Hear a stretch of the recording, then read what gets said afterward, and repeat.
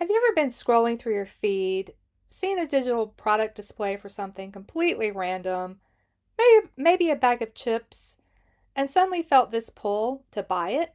Like you didn't even know you wanted it 2 seconds ago? Well, my co authors and I wanted to figure out why this can happen, and more importantly, how marketers can make it happen on purpose.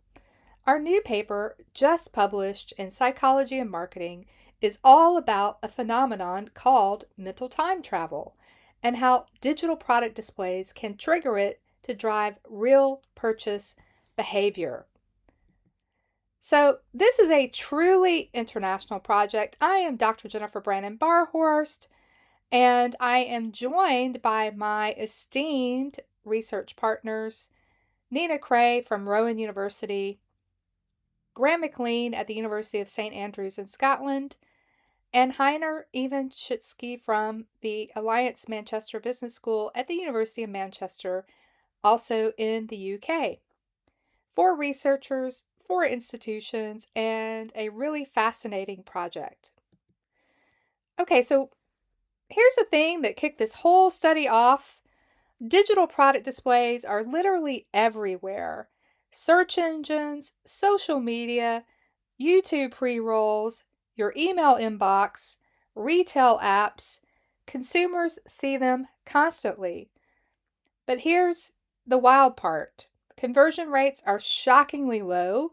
We're talking 1.4% for snack foods, 0.2% for travel and tourism, and 0.5% for food and beverage products, according to some sources. So the exposure is there, the eyeballs are there, but the action isn't. That gap, that's the opportunity. We wanted to understand the psychological mechanism that can move people from viewing to buying. Okay, so we decided to examine mental time travel. Let me explain what that is. So, mental time travel can be triggered by any cue in your environment. So, for example, if you are exposed to a fever tree margarita mixer, image, product display in your social media environment, let's say, you could immediately be transported back in time to that amazing margarita you had with your friend Julie on that cruise last year. But crucially, in mental time travel, unlike other constructs such as nostalgia, you can actually see the people in the pool. You can hear the music on the ship. You can maybe visualize the bartender who mixed the drinks for you. You can see Julie's cool sunglasses. So you're actually back in that moment, re experiencing that time. At the same time, your mind can go to the future this weekend where you and your husband are hosting a barbecue. You can hear yourself cautioning your husband, not too much tequila, hun, because you know that's what he does. And you can see in your mind the friends that are there. You already hear the clinking of the forks on the plates and see the pool in the background. So that can also elicit some really good outcomes, we thought. So we thought we'd test a few in this study. So really, we have with mental time travel this powerful, powerful opportunity to really get consumers in what the research says they spend 50% of their day. So humans spend 50% of their day in mental time travel, yet it is a highly under-researched construct in marketing. So we decided to look at it with digital product displays. Okay, so our first study, we tested this across three very different product categories, starting with something we all know, Doritos, a low involvement, grab it off the shelf snack food. What we found was that past mental time travel significantly increased future mental time travel because the literature tells us that these two regions in the brain that activate these things are highly correlated Imaging scans have shown that they work together in the cognitive science literature. So there's a lot of literature to say that that relationship exists. However, it had not been proven with a marketing construct or context. Okay. So we found that past mental time travel significantly increased future mental time travel, and that drove inspiration to purchase. So mentally re-experiencing a past scenario. So for example, it could be a past scenario where you re-experience a time with your friends eating Doritos, which leads to imagining the future weekend where you're watching the World Cup and eating Doritos. And then you could just be inspired to look for that item in the grocery store when you next shop to pick them up, okay? So this study proved that that relationship exists. We also proved that future mental time travel is a mediator of this relationship, so it fully mediates the relationship. And we also found that these results held regardless of format. So the participants could play with a 360 version of this Doritos bag, or the other condition was a static image. Either way, there was no significant difference between those paths, and the results held. So that was study 1.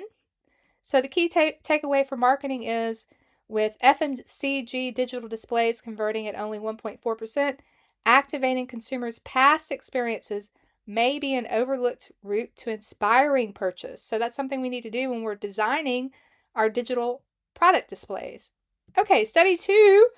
Study 2, we went from a low involvement product and we scaled up significantly to a Caribbean cruise, a high involvement, high cost, high emotional stakes product display. So, same psychological pathway. The display triggered past mental time travel, mentally re-experiencing a prior experience, then influenced a future mental time travel experience. And again, we found a mediating effect of future mental time travel on our DV in this one, which was booking intention.